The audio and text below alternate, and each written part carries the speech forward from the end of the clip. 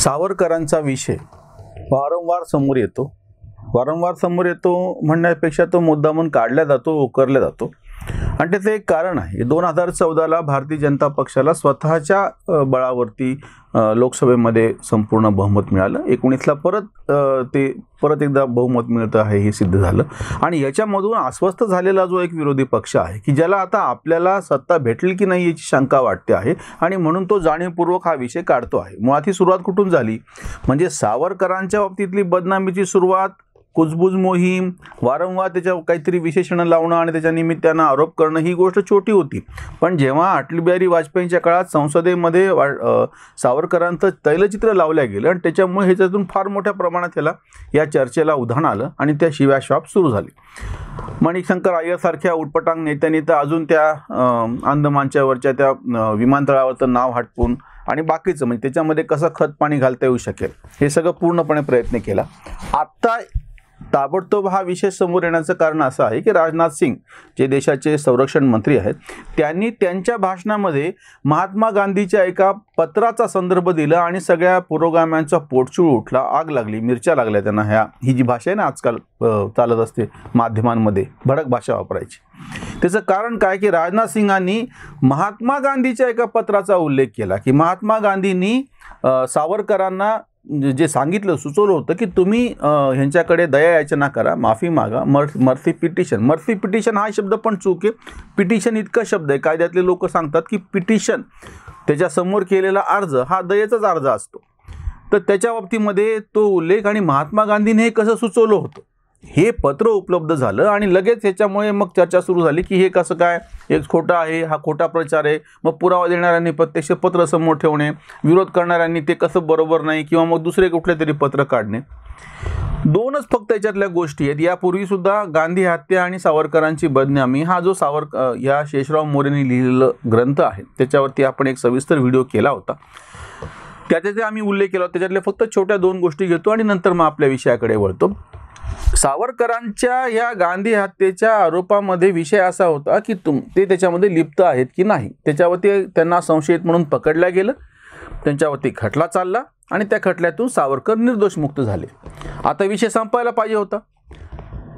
यशपाल कपूर आयोग नेमला गेलेला होता. कपूर आयोगाचं कारण असं होतं की एक नंतरचा मुद्दा असा समोर आला की महात्मा गांधीचा हा हत्या करण्याचा जो कट आहे तो रचला गेलेल्याची पूर्वी माहिती म्हणजे या कटाची पूर्वकल्पना मुंबई राज्याला होती का, आणि जर मुंबई राज्याला जर ही कल्पना होती तर तिथल्या पोलीस यंत्रणेने गृह खात्याने ही माहिती दिल्लीला कळवली का आणि कळवल्याच्या नंतर कारवाई झाली हे शोधण्यासाठी कपूर आयोग नेमलेला होता.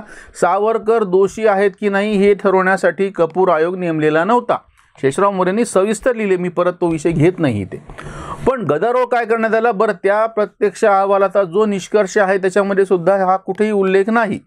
सावरकर म्हणजे महात्मा गांधीच्या हत्येचा कट पूर्वी रचलेला होताची माहिती सरकारला नव्हती, ते वरती कळवायचा काही प्रश्नच नाही. आणि जर माहितीच नव्हती, कळवलंच नाही तर त्यावरती कारवाई करण्याचा विषय येत नाही. अहवाल गुंडाळला गेला म्हणजे अहवालाचा संपला. पण अहवालाने आपली निरीक्षण नोंदवताना एक ठिकाणी काहीच कारण नसताना सावरकर कसे याच्यामध्ये अडकले तर ते दोषी आहेत असं उगाच एक वाक्य टाकून दिलं. वस्तुतः यशपाल कपूर आयोगाच्या ह्याच्यामध्ये सावरकरांना दोषी ठरवण्याच्या संदर्भामध्ये कुठला त्या आयोगाला अधिकार नव्हता आणि त्याला कुठला त्यांनी पुरावा पण दिलेला नाही. पण नेमकं तेवढं एकच वाक्य उचलून त्याच्यावरती परत गदारोळ माजवणे, त्याच्यावरती लेख लिहिणे हे जे वारंवार आपल्याकडे घडलं आणि म्हणून शेषराव मोरेंनी सविस्तर पुस्तक लिहून त्याचं खंडन केलं. ज्यांना आजही म्हणजे त्या काळातली गोष्ट शंका होती त्यांनी त्या न्यायालयाच्या निकालावरती पुनर्विचार याचिका किंवा सर्वोच्च न्यायालयामध्ये जायला पाहिजे होते की सावरकरांना तुम्ही निर्दोष सोडले, चुके, सावरकर दोषी आहेतच. पण तसं तेव्हा झालं नाही आणि कुठल्याही न्यायालय, उच्च न्यायालय, सर्वोच्च न्यायालय ह्या प्रक्रियेला समांतर अशी कुठल्याही आयोगाची रचना करता येत नाही. त्यांना पूरक किंवा पोषक अशी माहिती गोळा करण्यापुरतं सरकार आयोग नेमतं आणि त्याचा अहवाल मागवतं, याच्याशिवाय बाकी काही नाही. असो म्हणजे तेव्हा एकदा सावरकरांना दोषी ठरवण्याच्या बाबतीमध्ये कपूर आयोगाचा त्याचा जो अहवाल आहे त्याचा वापर करायचा आणि आरडाओरडी करायची, गलिच्छ आरोप करायची. दुसरा जो मुद्दा आहे आता वारंवार समोर होते की सावरकरांनी माफी मागितली की नाही. सावरकर हे राजकीय कैदी होते. सावरकरांची जी पत्र आहेत ती सगळी या बाबतीमध्ये अतिशय सविस्तर असं लिखाण धनंजय किराणसारख्यांनी मराठीमध्ये सुंदर पद्धतीनं करून ठेवलेलं आहे, पण आम्हाला ते वाचायचं नाही. विक्रम संपतने जेव्हा त्या सावरकरांवरचं पुस्तक इंग्रजीमध्ये लिहिल्याच्या नंतर फार मोठ्या प्रमाणात देशी परदेशी माध्यमांनी त्याची दखल घेतली. दखल का घेतली? त्यांनी हे सगळे संदर्भ नीट दिले, पत्र दिले. माफीची म्हणजे हे ज्याला माफी म्हणतात ती भाषा काय होती ह्या सगळ्या पत्रांचा उल्लेख केला. 1911 पासून 1920 पर्यंत 3 ते 4 वेळा अशी पत्र कशी दिल्या गेली. 20ला महात्मा गांधींच्या सल्ल्याने महात्मा गांधींनी पण पत्र लिहिलं, ते कसं दिलं गेलं हे सगळं विक्रम संपत सांगत आहेत. आणि आताही वेगवेगळ्या चॅनल्सवरती ते अतिशय सविस्तरपणे मुलाखती देत आहेत. उदय माहुरकर म्हणून दुसरे लेखक आहेत, त्यांनी सुद्धा या पत्रांचं जे डॉक्युमेंटेशन आहे त्याचा कॉन्टेक्स्ट कुठल्या संदर्भातलं हे पत्र आहे त्यांनी तर समांतररित्या असं उदाहरण सांगितलं. शिवाजी महाराजांनी जेव्हा औरंगजेबाला जी पत्र दिलेली आहेत किंवा आदिलशाह जेव्हा अफजल खानाची धाड आली, स्वराज्यावरती हल्ला आला तेव्हा दिलेलं पत्र आहे. अशा कितीतरी गोष्टी त्यांनी स्ट्रॅटेजिकली धोरणात्मकरित्या आपली बाजू पडती कशी आहे हे लावून सांगायचं आणि प्रत्यक्षामध्ये मात्र त्याचा वापर करून घ्यायचा. इतकं सगळं सविस्तर लिहिल्याच्या नंतर सुद्धा ह्याचे पुरावे लेखी स्वरूपामध्ये उपलब्ध करून दिल्याच्या नंतर सुद्धा ठरवून एक असं प्रकार चालवला होतो की ती बदनामी करायची सावरकरांची. त्याचं कारण काय आहे की त्यांना असं वाटतं आहे की आता हे हिंदुत्ववादी तथाकथित सरकार हे जे म्हणत आहेत ते सत्तेवर आले, ते आता सत्तेवरून जायला तयार नाही आणि आपण त्यांना हरू शकत नाही. म्हणून मग दुसरा मार्ग, लोकशाहीचा मार्ग तुम्हाला उपलब्ध आहे. लोकांमध्ये ज्या ज्या प्रश्नावरती अस्वस्थता आहे ते हेरून मोठ्या प्रमाणात जन आंदोलन उभं करण्याची तुम्हाला लोकशाहीनं संधी दिलेली असते, पण तुम्ही तिचा वापर करत नाही. आणि सावरकरांच्या बाबतीमध्ये जी तथ्य समोर आलेली आहेत आताही आहेत, म्हणजे असं नव्हतं की बाबा ती आलेली नव्हती म्हणून, आताही आहे, पण ती डोळसपणे वाचायची नाही. पुरोगाम्यांचं अजून एक व्यवच्छेदात्मक लक्षण काय झालेलं आहे की त्यांना स्वतःला आम्ही कसं बौद्धिक क्षेत्रामध्ये काम करतो, लेखन वाचन याच्यामध्ये आम्ही कसं पुढं आहेत हा माज दाखवता इतरांनी केलेलं लिखाण वाचायचंच नाही इतक्या टोकाचा हा द्वेष गेलेला आहे. शेषराव मोरेंचं पुस्तक आल्याच्या नंतर मी स्वतः वैयक्तिक पातळीवरती समाज माध्यमांमध्ये या पुरोगामी विचारवंतांना असं आवाहन केलं होतं की यांनी या पद्धतीने कपूर आयोगाचा अहवाल पूर्णपणे खोडून काढलेला आहे.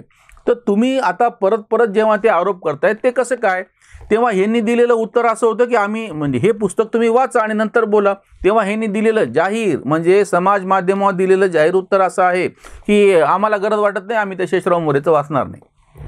अरे शेषराव मोरेचे म्हणून वाचायचं किंवा वाचायचं नाही असं ठरवताच येत नाही. जेव्हा तुम्ही एखाद्या अशा गंभीर विषयाच्या बाबतीमध्ये जाहीर भूमिका घेता, वैयक्तिक पातळीवरती तुम्ही सावरकरांना काय आणि कसं बोलताय तुमच्या घरामध्ये तुमचा प्रश्न आहे.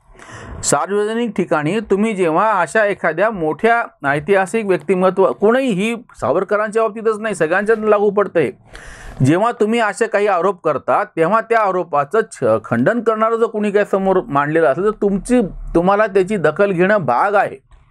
कुठल्याही पद्धतीनं आपल्याकडची वैचारिक परंपरा कशी आहे भारतातली की ज्याला दर्शन परंपरा आपण म्हणतो की सगळी 6 दर्शनं, वैदिक दर्शनं आणि 3 अवैदिक दर्शनं, या सगळ्यांमध्ये चर्चा चालते. म्हणजे कोणी एखादा मुद्दा मांडल्याच्या नंतर दुसऱ्या दार्शनिकांनी त्याच्या संदर्भामध्ये ती मतं कुठली ग्राह्य आहेत आणि कुठली अग्राह्य आहेत आणि याच्याशिवाय आपलं कुठलं वेगळं आहे, अशी ही परंपरा आहे. म्हणजे तुमच्याकडे गेल्या 3,000 वर्षांपासून 3,500 वर्षांपासून ऋग्वेदाच्या कालखंडापासून जर मोजलात तर अशी एक दर्शनांची परंपरा आहे.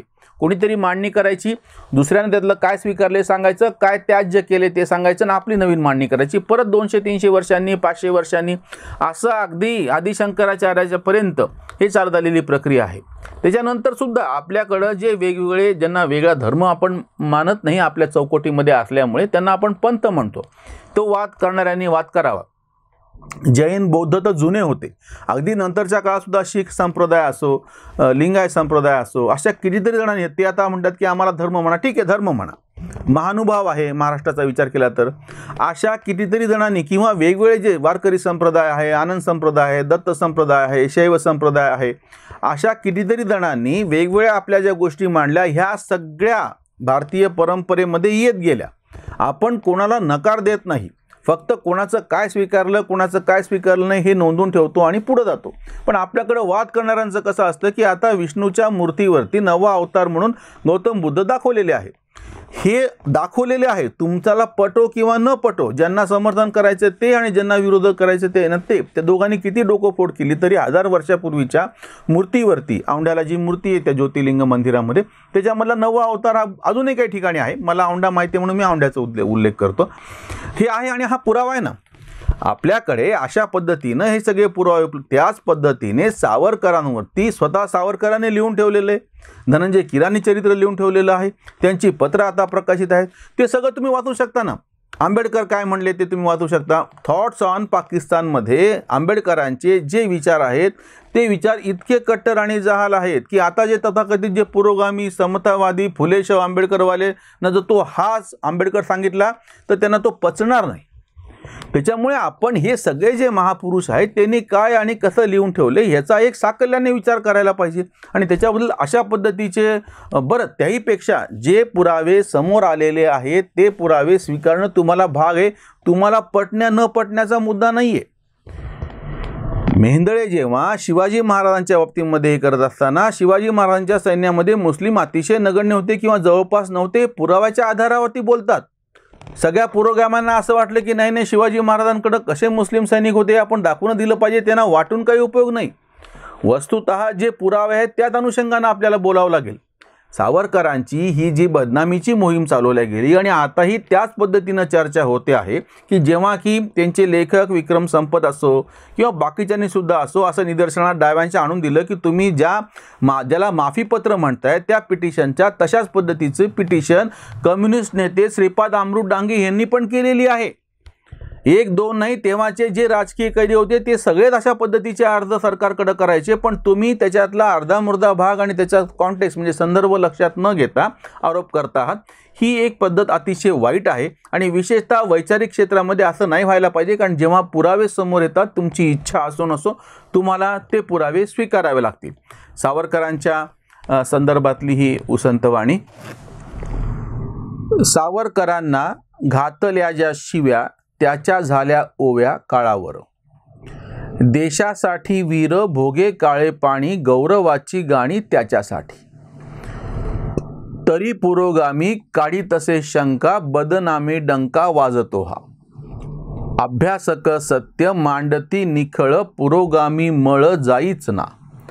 गांधी हत्या केस निर्दोष सुटका, तरी दे फटका आरोपांचा. माफी पत्रांसाठी फुकाचा गोंधळ, उलगडे ओळ अभ्यासात. कांत थुंकणे हे सूर्यावरी जैसे, आपुल्याची बैसे तोंडावरी. हे ज्या पद्धतीचे आरोप करतायत त्यांच्या हे लक्षात येत नाही की तुमच्या कुठल्याही आरोपाला, विशेषतः वैचारिक, आपण ह्याच्यातला राजकीय भाग जरा बाजूला ठेवू कारण की ती किती चर्चा केली तर त्याचे वेगळेच पैलू निघतात. वैचारिक पातळीवरती सावरकर असो, शिवाजी महाराज असो, महात्मा गांधी असो, जवाहरलाल नेहरू असो, कुठलेही पुरुष असो ऐतिहासिक ज्यांनी कामगिरी केलेली आहे, यांच्या बाबतीतली जी आणि जशी माहिती उपलब्ध आहे, जे आणि जसे पुरावे समोर येतील ते आपल्याला स्वीकारावे लागतात. ती प्रतिमा, ते पुरावे आपल्या सोयीचे असो किंवा आपल्या सोयीचे नसो त्याच्या बाबतीत आपल्याला काहीच म्हणता येत नाही. जसं की के महम्मद यांनी त्या बाबरी मस्जिद प्रकरणामध्ये खाली प्राचीन हिंदू मंदिराचे अवशेष आहे हेच आधीपासून सांगितलेलं आहे. अगदी पार 1974-75ला पहिलं उत्खनन झालं तेव्हापासूनच. हे कुणाला पटो किंवा न पटो तेव्हापासून सातत्यानं हा विषय पुढे ढकलत गेला. परिणाम काय झाला सगळ्यांच्या समोर आहे. सावरकरांच्या बदनामीची ही मोहीम कुठल्याही पद्धतीने भारताच्या लोकशाहीच्या निकोपवाढीसाठी कामाची नाही. ती त्वरित थांबवली पाहिजे. जे काही पुरावे समोर आलेले आहेत त्यांचा आपण स्वीकार केला पाहिजे.